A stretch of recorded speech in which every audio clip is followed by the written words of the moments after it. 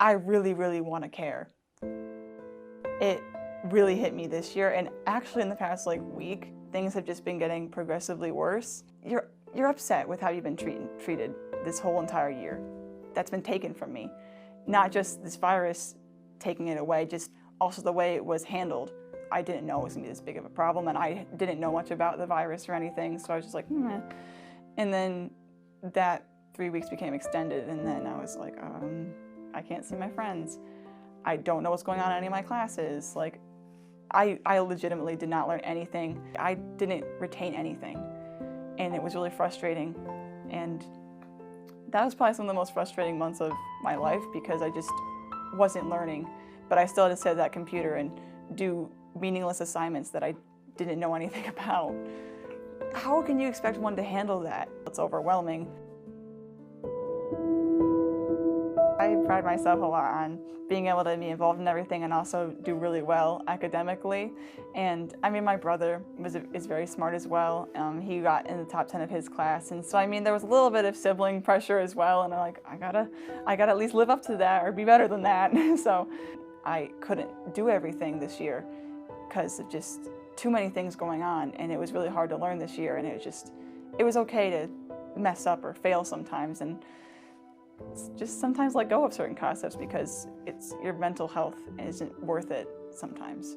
Yeah, I was really lost in some of my class. I mean, because junior year is really, really hard, and that was a little concerning. But in terms of grasping concepts, I kind of wish I had taken advantage of that more, having that normal setting, not having to wear a mask or anything, and just being in the classroom and not having to worry about anything else. I really wish I took advantage of that more.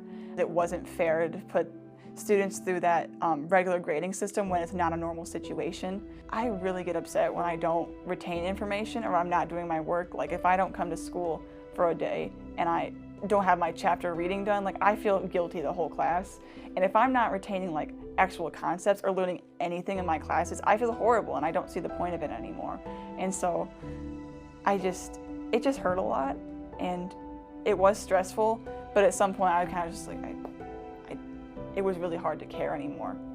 Even though you wanted to, you just couldn't. I couldn't bring myself to care about it as much as I used to. And that did hurt me a lot.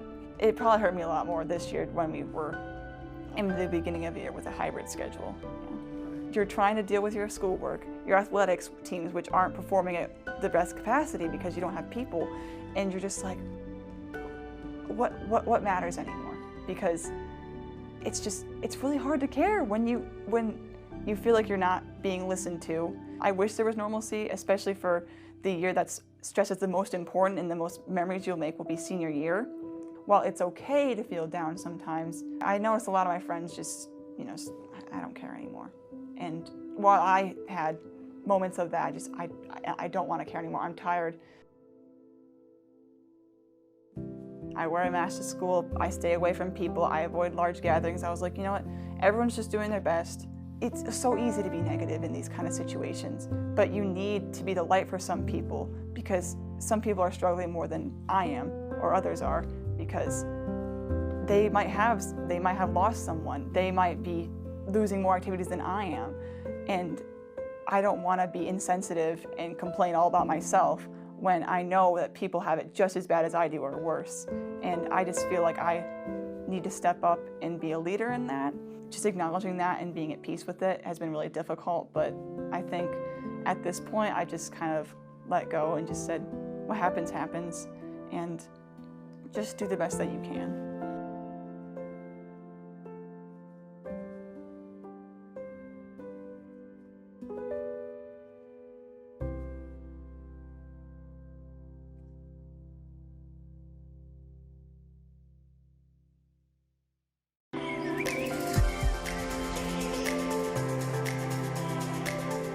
Welcome back to Your Day. While many of us have in our own way been able to deal with the emotional stress of the past year, as we saw a moment ago, school-age kids, especially those ready to begin a new journey in adult life, may have been and may be struggling more than we know. With some ideas to calm that state of dis-ease we're all experiencing, Keith Cherry, a therapist with Christian Care Connection, joins us this morning. Good morning, Keith. Thanks for joining us today. Good morning, Amanda. Thanks for having me. Absolutely. So May is Mental Health Awareness Month, so that's part of the reason why we're doing this topic all week long. And dis-ease is the word that we're using for this. Explain a little bit about why that fits so much right now. Well, quickly, when I was desperately searching for a dissertation topic, I kept looking at different areas that would grab my interest. And one of the things I noticed that over the past 5 years or so, we have never been more divisive in America. And I'm starting to see, whether it be an argument that gets taken too far in the grocery section at our local grocery store, or interactions we have with different people, whether you're wearing a mask or not. For me, it didn't quite fit mental health, although at the base, they're all anxiety, fear, and depression. So there's certainly a direct connection to them.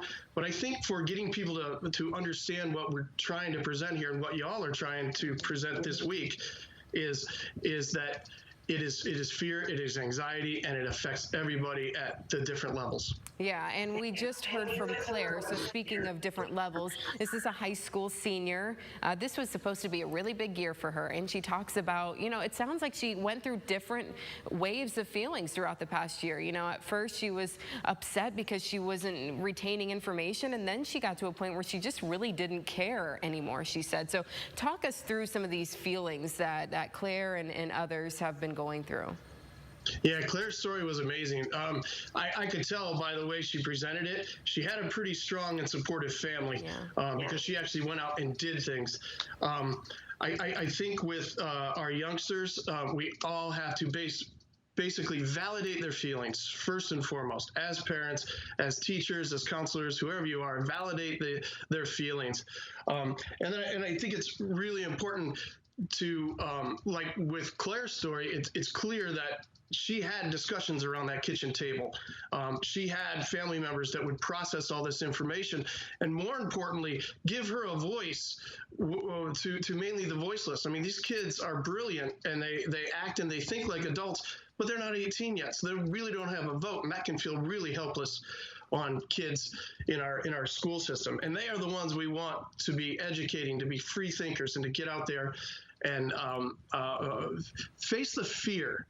Let's call it what it is. I think it's fear, and the best way around fear is to face it. So mobilize our youngsters and get them educated and help them make a difference in any way they can. It takes a village, as they say. So what kind of exercises, emotional exercises do you have for Claire that maybe she can do, or maybe some others her age? Yeah, I think it's, first of all, they have to recognize their own emotions, recognize the confusion that's going on around them. I mean, never have we ever had it where our kids have not been able to, quote, trust what we're talking about and bringing to the table. They'll hear one thing on the news, and then they may get home and hear a very different thing from another adult. That's confusing. That's the worst thing we can do to those kids. But so it's get involved, understand, recognize it as anxiety, recognize it as fear, recognize it as depression, and it's scary, but you're not powerless. I could tell Claire organized groups. If you looked at her, what she did, she just didn't take it sitting down. I believe she organized a petition in her local school district. That's really empowering. And it doesn't make us feel so helpless. Yeah, and she seems like a very strong young woman, and I think we'll see some great things from her. But even with strong kids, we all kind of need a little bit of help sometimes. So Keith, thank you so much for joining us this morning. We appreciate it, and we look forward to what we have planned all week long. Amanda, yeah, thank you. I'm looking forward to this week, breaking it down into all the different age groups. Yeah, thanks for having me. Take care. And again, we want to help. If you are feeling uneasy about things, you're not alone, where you just need to talk to a friend, or you've reached your tipping point, text wellness or resources to 419-248-1100 to get connected to those who can help you.